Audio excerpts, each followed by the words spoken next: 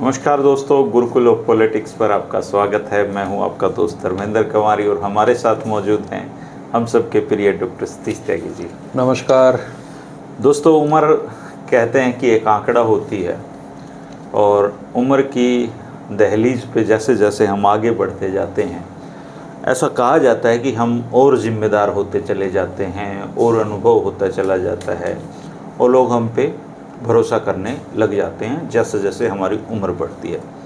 लेकिन ये बात सिर्फ आम लोगों पे लागू होती है, नेताओं पर नहीं लागू होती है। कल जब हम वीडियो बना रहे थे त्यागी जी के साथ तो एक उम्र पे बात चल गई और फिर मैंने जब दुनिया के कुछ प्रमुख नेताओं की उम्र निकाली तो पता चला कि आज के दौर में जितनी उथल पुथल इस पूरी दुनिया में मची हुई है उसके ज़िम्मेदार चंद कुछ नेता बताए जाते हैं। उनके फ़ैन फॉलोइंग भी है, उनको सही बताने वाले लोग भी हैं। लेकिन आप चाहे ट्रेड डील हो, आप चाहे दो देशों के बीच टसल हो, उसमें उन सब का किसी न किसी तरीके से रोल, भूमिका सामने आ जाती है। तो त्यागी जी से चर्चा करेंगे, आप भी इसमें भाग लेना। लेकिन उससे पहले मैं कुछ आपको रोचक चीज़ें बताता हूँ। भारत के प्रधानमंत्री हैं नरेंद्र मोदी जी, जिन्होंने 2017 के बाद पहली बार अपनी पार्टी विपक्ष के नेता को जन्मदिन की शुभकामनाएं दी हैं, आज राहुल गांधी को। 17 के बाद सीधा 7 या 8 साल बाद राहुल का जन्मदिन आज। हाँ जी, नरेंद्र मोदी जी आज के दिन 19 जून को 74 साल 9 महीने और 2 दिन के हो गए हैं। अमेरिका के राष्ट्रपति हैं डोनाल्ड ट्रंप, जो जब से राष्ट्रपति बने हैं सुर्खियों में रहते हैं। वो 79 ईयर के हो गए हैं और 5 दिन हो गए हैं उनको। 14 जून को आज इतने साल के हो गए हैं।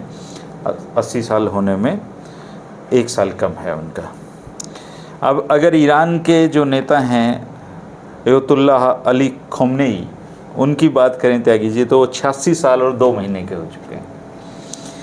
पाकिस्तान के प्रधानमंत्री हैं जिनका भी भारत के साथ टसल चल ही रहा था, वो 73 साल 8 महीने के हो गए हैं। बेंजामिन नेतान्याहू जो इजराइल के प्रमुख हैं, वो 75 साल 8 महीने और 29 दिन के हो गए जी। चीन के राष्ट्रपति शी जिनपिंग 72 साल और 4 दिन के हो गए हैं। रूस के राष्ट्रपति हैं व्लादिमीर पुतिन, वो 72 साल 8 महीने के हो गए हैं। बांग्लादेश में अभी तख्ता पलट हुआ था और अंतरिम सरकार है, उसके जो हेड हैं प्रोफेसर मोहम्मद यूनुस, वो 84 साल के हो गए हैं। और जो उनसे पहले शेख हसीना जी थी, वो 73 साल 8 महीने और 22 दिन की हैं। और अभी पूरी दुनिया में जो भी उथल पुथल हो रही है उसमें आप देखेंगे कि इन नेताओं का कहीं ना कहीं किसी न किसी तरीके से नाम सामने आ जाता है। तो एक तो आपसे भी थोड़ा, अभी 2-1 साल खोप खाने का साल है हमारा, उसके बाद आप 70 के हो जाएंगे, तो अभी तो कोई खतरा मुझे आपसे नज़र नहीं आता है। लेकिन जो 70 पार वाले जो नेता हैं, उन्होंने तो ये पूरा दुनिया में ही हलचल मचा रखी। इसका क्या कारण है सर? देखिए, वैसे तो बुनियादी तौर पे उम्र से कोई लेना देना इन चीज़ों का है नहीं। और आपने गाना सुना होगा कि न उम्र की सीमा हो न जन्म का हो बंधन, जब प्यार करे कोई तो देखे केवल मन। लेकिन राजनीति प्यार तो है नहीं, यहाँ तो व्यावहारिक स्तर पर निर्णय लिए जाते हैं। और न ये मन का सौदा है कि साहब आपका दिल आ गया, दिल से तो संचालित नहीं होती हैं, दिमाग से संचालित होते हैं। आम धारणा हमारे देश में ये है कि जो जितना उम्र में बड़ा होता जाता है वो उतना परिपक्व हो जाता है, तजुर्बेकार हो जाता है।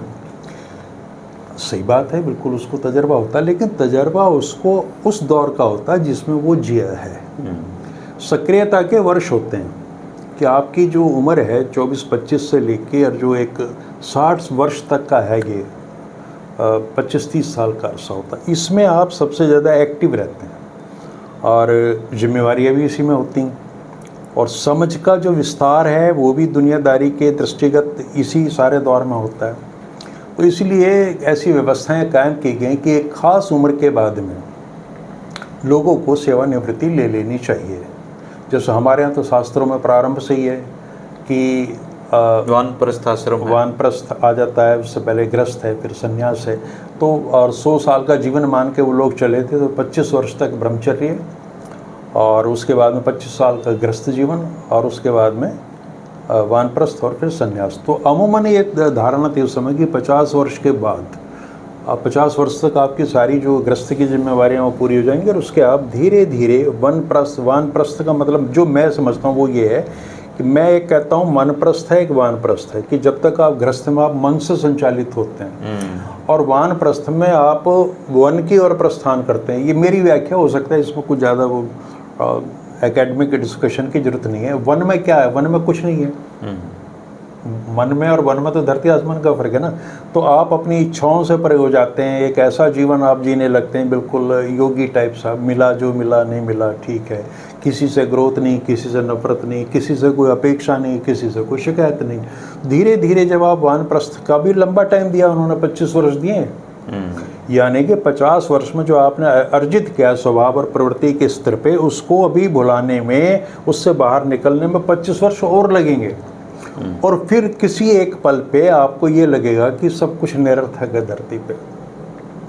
आपका जो मोह माया, जो आपकी आसक्ति थी, वो धीरे धीरे खत्म हो जाएगी और फिर किसी अच्छे प्यारे दिन पे संन्यास घटित होगा, आप संत हो जाएंगे। अब ये तो बहुत पुरानी बातें हैं, आज का आदमी तो छोड़ना ही नहीं चाहता। फिर एक व्यवस्था यही की गई कि जो सरकारी कर्मचारी हैं वो आपने देखे होंगे एक पर्टिकुलर एज में आ गए, 58 हो या 60 हो, उनको रिटायर कर देते हैं। रिटायर किस लिए करते हैं? क्योंकि उनकी क्षमताएं सेवा काल के लिए, जो सेवा वो कर रहे हैं उसके लिए उस मानक पे नहीं सही ठहरती जो होना चाहिए, तभी करेंगे ना। हालांकि अब इसके भी विकल्प हो गए, अब अनुभव के आधार पर IAS को भी एक्सटेंशन मिलती हैं, मिल जाता है ना। तो अब तो सारी दुनिया बदल रही है, तो उम्र का कोई चक्कर नहीं रहा। लेकिन हमने बात शुरू करी थी कि आज के भारत नहीं पूरे विश्व का जो नेतृत्व है, और ये सबसे 21वीं सेंचुरी का जो ये वक्त चल रहा है बहुत एडवांस है। मतलब आर्टिफिशियल इंटेलिजेंस के खतरों की बात हो रही है कि कृत्रिम बुद्धि मनुष्य की बुद्धि को रिप्लेस कर देगी। और लोग ये सोचने लगे विज्ञान के क्षेत्र में कि इसके बाद और क्या, कुछ बचा ही नहीं है, सब कुछ तो हो गया, और क्या हो सकता है। मतलब कल्पना में चीज़ें नहीं आ रही सिवाय इसके कि मंगल ग्रह पे जाएंगे, किसी और ग्रह पे जाएंगे, वहाँ जाकर बसेंगे। वहाँ जाके भी तो आपने यही काम करोगे आप शुरू से, जो बुनियादी जरूरत है, भूख लगेगी, वहाँ भी खाने पीने का इंतजाम करोगे। तो एक ऐसी अवस्था में जहाँ विज्ञान, तकनीक और तमाम चीज़ें चरम अवस्था पे पहुँच गई हैं, और जैसे भारत की बात करें, कहते हैं भारत सबसे सर्वाधिक युवाओं का देश है, और ऐसी पीढ़ी जो पूरी तरह से साइंटिफिक टेम्परामेंट में जीती है, टेक्नोलॉजी के साथ जीती है, और जिसकी रफ्तार को देख के बुढ़ापा कांपने लगता है, थर थर आता कि ये बच्चे कहाँ जाएंगे, क्या करेंगे। उस पीढ़ी का नेतृत्व, राजनीतिक और सामाजिक नेतृत्व अगर 75 पार या 80 साल के आदमी करेंगे, तो जितना डर उनको है बूढ़ों को, उतना नौजवानों को भी है कि ये बूढ़े कहीं हमें ऐसी जगह ला कर ना पटक दें कि जहाँ हम सबका ही भविष्य खत्म हो जाए। इस देश में एक प्रधानमंत्री हुए मोरारजी देसाई, वो 80 पार कर चुके थे जब प्रधानमंत्री बने थे, और उनका जो जन्म वर्ष था वो था 1896। सोच के देखिए। और नेहरू और देसाई दो ही लोग ऐसे हुए हैं जो 19वीं शताब्दी के अंतिम दशक में पैदा हो रहे हैं। वो 1889 में और वो 96 में, लेकिन दोनों ठीक ठाक सा अपना निकाल गए। अब 80 साल के जो मोरारजी देसाई थे, उनकी सनक देखिए। उन्होंने कहा जी ऑटो यूरिन थेरेपी, अपना मूत्र पियो। सारी दुनिया में कोई इस बात को नहीं कर रहा। उनका मजाक बोल उनका अपना गांधीवादी जीवन था, बहुत आदर्श जीवन था। उस दौर के हिसाब से सारी चीज़ें अच्छी थी, वो झूठ नहीं बोलते थे, संकल्प के व्यक्ति थे, समय के बड़े पाबंद थे, सारी चीज़ें थी। लेकिन एक मूत्र पीने की जो उनकी वो प्रक्रिया थी, उससे मतलब हमारी पीढ़ी पूरी शर्मिंदा होने लगी नौजवान लोगों की। अब ये क्या बात कर रहे हैं। लेकिन वो इसके प्रति इतने आग्रही थे कि उन्होंने ये सबको सलाह देते थे कि मूत्र पियो, त्वचा रोग है मूत्र पियो, फला रोग है मूत्र पियो। तो ये सनक आ जाती है उम्र के साथ में। अब जो हमारे वर्तमान प्रधानमंत्री हैं, उनको मैं सनकी तो नहीं कह सकता, लेकिन उनकी कुछ आदतें ऐसी हैं जिनसे लोग परेशान से होने लगे। जैसे कि अभी जो उनके ताज़ा तरीन फ़ोटो आए, मैंने 2 फोटो पर काम किया कल से बैठ के। मैंने ऐसे फ़ोटो, मैंने लाफिंग बुद्धा की जगह लाफिंग मोदी लिख के देखा, और उसमें बहुत फ़ोटोज़ आए। तो जो उनका हंसने का जो स्टाइल है, वो ना तो मुस्कुराहट में आता, ना वो हंसी में आता, ना वो अट्ठास में आता, उसकी मैं कैटेगरी नहीं तय कर पा रहा हूँ कि वो करते क्या हैं। बोला आज मैंने फेसबुक पे लिखा कि उन पूरी काया नृत्य करने लगती है, काया नृत्य कर रही है, मतलब इतने खुश हैं। अच्छी बात है ये तो, है ना। और इससे क्या मैसेज जा रहा है? उससे मैसेज ये जा रहा है कि एक सामने उनके खड़े अंग्रेजी दा अफसर है, गोरा आदमी है, राष्ट्रपति है, वो उनके बीच इतनी अंतरंग बातचीत हो रही है कि वो इतना खुशी से समा नहीं पा रहे। इसका मतलब दोनों एक दूसरे की बात को समझ रहे हैं, बिना समझे तो हंसी आ नहीं सकती। तो एक मैसेज ये भी है कि भी आप इस भ्रम में मत रहिए कि मैं जो सामने खड़ा राष्ट्र अध्यक्ष है, गोरा है, उसकी मैं बात नहीं समझ रहा हूँ। सारी बात समझ में आ रही है मेरे को, है ना। अच्छा, वो जो समझ रहे हैं अपने ढंग से समझ रहे हैं, इस देश में लोग अपने ढंग से समझ रहे हैं। अब जो बूढ़ों की दृष्टि है जो और नौजवानों की दृष्टि, उसमें फर्क है चीज़ों को लेने का। तो एक क्या होती है कि वैचारिक स्थिरता पैदा हो जाती, गतिमान नहीं रहता आदमी, भविष्य की कल्पनाएं नहीं कर पाता जो बूढ़ा आदमी है, क्योंकि वो उसको ये लगता है कि मैंने एक संतोषजनक जीवन जी लिया है और बस यही परम सत्य है। वो फिर ज्ञान की मुद्रा में आ जाता है कि ये नहीं होना चाहिए, वो नहीं होना चाहिए, ये नहीं होना चाहिए, वो नहीं होना चाहिए। तो जो आपने कहा कि ये सही बात है कि जो वैश्विक नेतृत्व है पूरी दुनिया का इस समय, वो 70, 75 और 80 के आसपास पहुंच रहा है। अभी देखिए नरेंद्र मोदी जी 75 के होने वाले हैं, उन्होंने लाल कृष्ण आडवाणी, मुरली मनोहर जोशी इनको रिटायर कर दिया था। हाँ बिल्कुल किया था। 75 पार वाले, अब इनके तो थोड़े से दिन बचे हैं इस फार्मूले पे। देखिए नैतिक दृष्टि से और समझदारी इसी में है, और अगर उनमें थोड़ी भी अपने वचन के प्रति कहीं कामना है, वो जैसे बात करते हैं संकल्प से सिद्धि तक की, तो अगर उनमें थोड़ी भी कहीं जवाबदेही है अपने प्रति, औरों के तो छोड़ो आप, तो उनको 75 वर्ष की आयु होते ही घोषणा करनी चाहिए कि बस बहुत हो चुका, अभी और मैं अडवाणी जी के चरणों में बैठूंगा। जैसे ये ईरान वाले खोमनेई जी हैं, यहाँ चुनाव तो हुए नहीं है, ये 87 साल के हो गई, इनका लगातार ये भी बाज नहीं आएंगे, वहाँ पे खत्म, मतलब अकेले राज कर रहे हैं। हाँ। अब चुनाव शहबाज शरीफ, पाकिस्तान में जैसे भी डेमोक्रेसी आपको पता ही है किस तरीके की बच गई है। नेता वो कहने को तो चुनाव करवाते हैं, लेकिन वहाँ भी कोई इस तरह का व्यवस्था ही नहीं है। शी जिनपिंग का तो पूरी दुनिया को ही पता है कि वहाँ कैसे चुनाव होते हैं।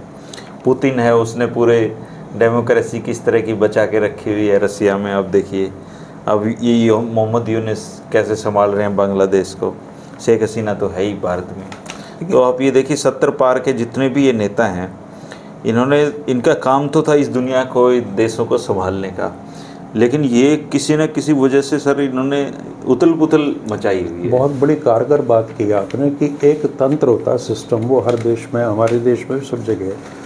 उसमें ये लगता है कि तंत्र इतना प्रबल होता है, इतना शक्तिमान होता है कि उसमें किसी भी व्यक्ति को बिठा दो, सहज ढंग से सारे काम होते चले जाएंगे, कोई बड़ी बात नहीं है। लेकिन जब इस तरह का व्यक्ति क्रांतिकारी बदलाव लाना चाहता है, skill India, made in India, अमुक इंडिया, अब तक कुछ नहीं हुआ, अब करूँगा, तो उसके कॉन्फिडेंस से हमें कोई परेशानी नहीं है।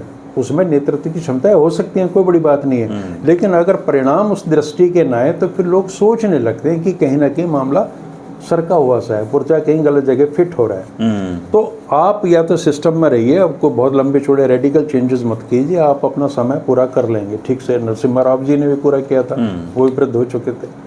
लेकिन जब आप बहुत डायनेमिक चेंज, रेडिकल चेंज पूरी दुनिया में करना चाहते हैं और विश्व नेतृत्व के लिए आप तैयार कर रहे हैं इतने बड़े देश को, तो आपको ये एहसास अंदर कर लेना चाहिए कि क्या मेरे अंदर सच में उस तरह की ऊर्जा बाकी है, बची है। और अगर केवल आप अपनी चाहत या अपनी हवस को दृष्टिगत रख के छोड़ने को ही तैयार नहीं है, तो ये और भी गलत बात है। अब रही बात अनुभव की, देखिए अनुभव हर एक को अपनी पीढ़ी का अनुभव होता है। आप यार मेरी उम्र में 26-27 साल का फ़र्क है, आप मेरा सम्मान करते हैं जी बिल्कुल। और आज की पीढ़ी पता है क्या करने लगी कि सम्मान करते हैं जिसका उसकी कोई वजह होनी चाहिए। हर किसी का सम्मान नहीं करती। हमारे दौर में ये नहीं था कि सामने वाला अगर उम्र में बढ़ा तो आप छोड़िए, उसके व्यक्तित्व को, उसको ज्ञान को, उसकी चीज़ें नहीं, वो आपने करना ही करना है। लेकिन आज की पीढ़ी ये कहती है कि मैं क्यों करूं, केवल वो उम्र बड़ी है उसकी, उसके बाल सफ़ेद हो गए, चश्मा लगाता है या मरने के कगार पे, केवल इसलिए सम्मान किया जाए, तो इसका कोई अर्थ भी नहीं है। ये सम्मान करने की वजह नहीं है। सम्मान अर्जित किया जाता है। अगर कोई व्रत ऐसा है जो सम्मान अर्जित करने के निरंतर प्रयास कर रहा रोज, अगर मैं चाहता हूं कि धर्मेंद्र कुआरी मेरा लगातार सम्मान करें तो उसके लिए मुझे मेहनत करनी होगी। आपको क्या करना है? लेकिन जिस दिन आपको ये लगेगा कि भाई आपने ये बात कही दी थी कि 2-3 साल है, कि भाई त्यागी जी तो 2-3 साल का मामला है तो झेलना पड़ेगा इनको। तो मेरे सामने ये चुनौती आ गई कि भी 2-3 साल नहीं, मुझे अगले 20-30 साल अगर आपका या प्रकारांतर से उस पीढ़ी का सम्मान अर्जित करना है तो मुझे अपनी क्षमताओं को बढ़ाना पड़ेगा, अपनी उपादेयता, अपनी यूटिलिटी बनानी पड़ेगी। ये मेरे लिए चुनौती है और आज से मैं इस काम पे लग जाऊंगा। है ना? तो उम्र का उन चीज़ों से कोई लिंक नहीं है। वो जो कहते हैं ना कि आप मानसिक दृष्टि से, बौद्धिक दृष्टि से युवा हो, आपकी सोच युवा हो, आपकी चेतना में नए नए विचार रोज आ रहे हों और विचार आ ना रहे हों बल्कि उनको एग्जीक्यूट करने की चीज़ें भी हों, और आप में इतनी सामर्थ्य हो कि आप युवा पीढ़ी का नेतृत्व करने की क्षमता आप में हो। वो बैठे हैं तैयार कराने के लिए, लेकिन आप में होनी चाहिए। देखिए, एक बयान आया था एक बार अडवाणी जी का, और बहुत बड़ी उम्र में उन्होंने बयान दिया था कि जो कंप्यूटर नहीं जानता वो निरक्षर है, इलिटरेट है। ये एक नया विचार है। एक बूढ़े आदमी का जवान विचार था जी कि वो समय से आगे चल रहे थे। तो अगर आप स्टेट्समैन हैं, आप ये चीज़ें लेके चलते हैं, तो फिर आपके बुढ़ापा को लोग बर्दाश्त कर लेंगे। बुढ़ापा बर्दाश्त ही किया जाता है, मैं बता दूं आपको। अच्छा है। अगर कोई बूढ़ा आदमी घर में इतनी मीन मेख निकालेगा, सुबह से शाम तक परेशानी का सबब बन जाएगा परिवार के, तो लोग उसको भी झेलना बंद कर देंगे। लेकिन एक दिक्कत है सर, जैसे अगर कोई देश का राष्ट्र प्रमुख है, हाँ, फॉर एग्जाम्पल आप मोदी जी को ही ले लीजिए, मान लो मोदी जी में 5-7 कमियां भी हैं, तो जिस ताकत से वो राज करते हैं, अगर उनकी पार्टी में भी कोई उनको कमियां बताना चाहे तो वो भी नहीं बता सकता जी, उसकी हिम्मत ही नहीं है उनको कमियां बता दें उनकी, जिससे वो सुधार कर सकें। यही तो दूसरा कोई बूढ़ा आदमी ये मानने के लिए तैयार नहीं होता कि वो बूढ़ा हो चुका है। यही तो सनक होती है। देखिए, जिस तरह अहंकारी व्यक्ति कभी नहीं मानता कि वो अहंकारी है, वो ये मरा ही नहीं, मैं तो बहुत विनम्र हूँ, ऐसी बूढ़ा आदमी कभी भी ये स्वीकार नहीं करता कि वो बूढ़ा हो रहा है, क्योंकि ये उसको पूरे उसके वजूद से, उसके अस्तित्व से उसको परेशानी होने लगती है। उसको ये लगता है कि नहीं यार, मैं कैसे बूढ़ा हो सकता हूँ, और इस चक्कर में वो ऐसी हरकतें कर बैठता है। मतलब बूढ़ा आदमी शारीरिक रूप से अगर वो कमज़ोर हो गया और वो रेस लगाने लगे तो कुछ भी हो सकता है। तो मैं यही कह रहा था कि आपने जो यथार्थ है जीवन का, उससे उसको रूबरू होना चाहिए। अगर मोदी जी को ये लग रहा है कि मेरे अंदर अभी और 25-30 साल नेतृत्व करने की क्षमता है, तो ये केवल उनको नहीं लगना चाहिए, वो जिस पार्टी से आते हैं उसके नेतृत्व को भी लगना चाहिए, लोगों को भी लगना चाहिए। केवल उनके लगने मात्र से चीज़ें आगे बढ़ नहीं सकती। अब कहने का, वैसे तो चलो भारत ऐसा देश है कि युवाओं भी मूर्खताओं में पूरी सीमा पार कर जाते हैं, यह कोई बड़ी बात नहीं है। तो उम्र से कोई बौद्धिकता को कोई लेना देना नहीं है, लेकिन प्रौढ़ता और परिपक्वता दोनों चीज़ों में फ़र्क है। परिपक्व तो एक 20 साल का बच्चा भी परिपक्व हो सकता है। पर उम्र के इस पड़ाव पे इन नेताओं से तो ये उम्मीद की जा सकती थी ना कि ये पूरी दुनिया को एक नई दिशा देते, शांति के लिए काम करते, करुणा के लिए काम करते, वेलफेयर के लिए काम करते। यहाँ उल्टा हो रहा है जी, यहाँ उथल पुथल मचा रखी है दुनिया में। हाँ, देखिए, सामने से तो यही लग रहा है कि जितने भी हैं 70-80 के बीच के हैं। हाँ सर, 1-2 80 पार भी हैं, और इन लोगों ने पूरे विश्व को अशांत किया हुआ है। हाँ जी। कल हमारी आपकी यही चर्चा हो रही थी ना, और मैंने मजाक में कह दिया कि इन बूढ़ों ने ना नाक में दम किया हुआ सबका कि अगर कोई युवा नेतृत्व हो, ऐसा नहीं है कि युवाओं से हमेशा अच्छे ही काम नहीं, युवा तो यूक्रेन वाला युवा ही न था। हाँ, लेकिन उसने अपनी प्रेजेंस दिखाई ना दुनिया में। उसने अपनी जवान होने को सिद्ध किया कि वो एक ट्रंप जैसे शक्तिशाली आदमी के सामने सीना तान के बैठा है और कायदे से अपनी बात कह रहा है, और G7 में भी वो सबसे आगे खड़ा है। जेलेंस्की तो युवा है, तो युवा सोच भी है, बेशक कॉमेडियन है, लेकिन उसी फोटो में आपको अपने पर वो राष्ट्रीय को ढूंढना पड़ रहा है। तब कॉमेडी नहीं की उन्हें, कॉमेडी तो छोड़ दी थी जी। जब वो जो उस पद पे पहुंचा उसके बाद कॉमेडी नहीं की। कोई बुरी चीज़ नहीं है, वो कर देनी चाहिए, हर चीज़ का समय होता है। अब आप गलत चीज़ पे अकारण ही हंसने लगोगे तो उससे स्थिति गंभीर हो जाती है कि नहीं होना चाहिए। आप ट्विटर यूज करते हैं इन दिनों? पता नहीं वो सेंटेंस कल क्या कहते हैं, मेरी समझ वो ये था कि आप इन दिनों ट्विटर बहुत यूज करते हैं। तो इस पे कोई बहुत इतनी हंसी की बात जो पूछ रहा है उससे तो नहीं हंसना चाहिए। अब आप मुझसे आके पूछो कि आप क्या ग्रोक यूज करते हो, तो मैंने कहा हाँ, और आप हंसने लगो इस पर, और हंसी भी इतनी कि मतलब सोफा टूटने का डर है, मतलब कुछ भी हो सकता है। तो एक अनुपात होना चाहिए कि जिस तरह की बात आपने कही है उसी अनुपात में आपकी हंसी और मुस्कुराहट होनी चाहिए। किसी ने फेसबुक पे लिख रखा था कि इनको किसी से कोई लेना देना नहीं है, फोटो बनवाते हैं अपने। हाँ, पोज बनवा रहे हो, ये भी है ना। और मस्ती के आलम के फोटो भी आने चाहिए। और हम तो बहुत बार कह चुके हैं कि उनकी हंसी उनकी मस्ती कायम रहे, लेकिन उन्हें इस देश के लोग भी मस्त रहें, आनंद में रहें, हैप्पीनेस इंडेक्स बढ़ा, ये भी सुनिश्चित करना चाहिए। लेकिन ये सच है कि ये जो बूढ़े हैं ना 8-10 जिन्होंने आपने नाम गिनवाए, इस देश ना विश्व की अशांति का कारक यही बने हुए हैं, है ना। पूरी तरीके और अगर ये थोड़ा सा बलिदान कर दें, थोड़ा ये सारे मिलके अगर कोरोना के लिए काम करें, वेलफेयर के लिए काम करें, तो दुनिया में एकदम से आप ये 8-10 लोग अगर मार्गदर्शक मंडल में चले जाएं तो उसके बाद आप देखना कि इस विश्व में शांति की संभावनाएं बहुत ज़्यादा बढ़ जाएंगी। पर ये जाने के लिए तैयारी नहीं है। और ये सारी चीज़ें जो हमने कही हैं, देखिए मैं तो खुद उस दौर में आने वाला हूँ, इनके प्रति कोई ऐसा हिकारत वाली बात नहीं है, पूरा सम्मान है। हमारे दादा, हमारे बाप, हमारे ताऊ सब हमसे उम्र में बड़े होते हैं, हम सब उनका सम्मान करते हैं सामाजिक रूप से। लेकिन अगर वो अपनी सनक से परिवारों को हाँकने लगेंगे तो जो परिवारों का हाल होगा वही देश का होता है और वही समाज का होता है।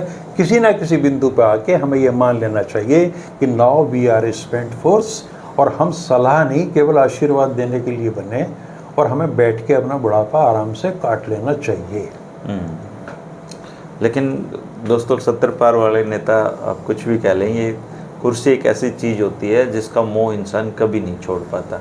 चाहे वो भारत हो, चाहे अमेरिका हो, चाहे ईरान हो, चाहे रसिया हो, 70 पार वाले ये सारे नेता इस दुनिया को न केवल संभाले हुए हैं बल्कि इस दुनिया में उथल पुथल के भी बड़े जिम्मेदार हैं। और जीवन के एक दौर पे आके हमें बागडोर दूसरे सक्षम लोगों को देनी चाहिए। मोदी जी ने तो खैर 75 का फार्मूला बना रखा है बीजेपी में, अब पता नहीं खुद पे लागू करेंगे कि नहीं। पर आप इन 70 पार वाले नेताओं की कार्यप्रणाली को कैसे देखते हैं, ज़रूर कमेंट करके बताना। शुक्रिया, नमस्कार। नमस्कार।